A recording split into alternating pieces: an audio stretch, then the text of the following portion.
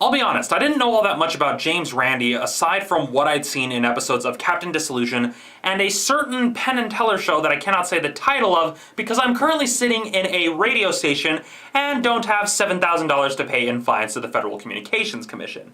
Now, what intrigued me about this documentary was, one, the subject of a magician who's made his career of debunking psychics and other fraudsters, similar to how Harry Houdini did in a good chunk of his life after the death of his mother. And what also intrigued me is that this is coming from a filmmaker that is from Utah. Those of you who are watching this who don't know, I live in Utah. Specifically, I live in the Salt Lake area. And so it's nice to be able to support local filmmakers and local talent. So that's what drew me to this film. With all that said, let's begin this episode of Rodney's Reviews, live from the K-Talk radio station.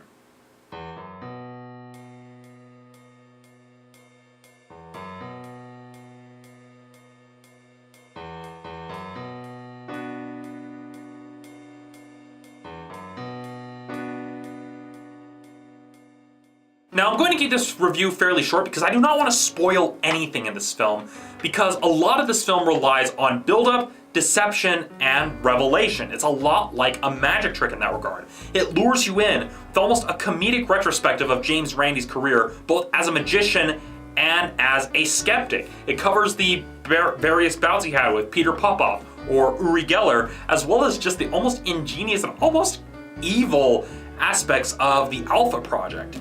And it's kind of interesting because it lures you in with that almost comedic, lighthearted setup, but then it throws you for a loop with its dramatic curveball, because when it goes into James Randi's personal life, it goes into a bit of a dramatic twist that, while throwing you for a loop, just pulls you in even further. I mean, I was on the edge of my seat while watching this film because I wanted to see where it was going to go. I wanted to see how the film ended, and basically what kind of story it was going to tell and where it was going.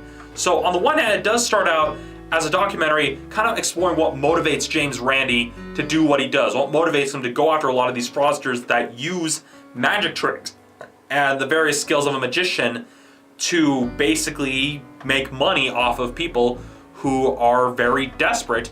But then partway through, you realize that it's also telling a love story and kind of exploring about how that love motivates James Randi to do what he does. So really, it's an engaging and fascinating documentary that I highly recommend that everybody go see.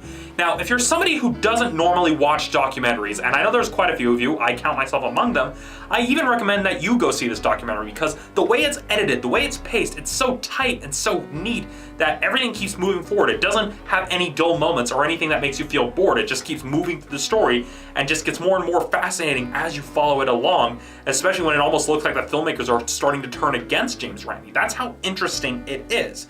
So it's a really well-crafted documentary that I highly recommend people go see. I mean, even if you don't normally see documentaries, I recommend you go see this film. You won't be disappointed. It is almost like watching a normal narrative film. That is how engaging it is. I did not get bored. I did not get distracted. It was an amazing film. All of that said, I give An Honest Liar a 5 out of 5. So that's it for this episode of Romney's Reviews. Now, if you're in the Salt Lake area, I highly recommend seeing this film at the Broadway Center Cinemas, located on 111 East and Broadway, 3rd South. Now, if you go to the 7 o'clock showing on Saturday, March 21st, which is tonight, or if you go to the 2 p.m. showing on Sunday, March 22nd, which is tomorrow, then there will be a live Q&A with the director of the documentary, Tyler Misa. He's a really cool guy, and it's a really good learning opportunity for anybody who's looking to get into film.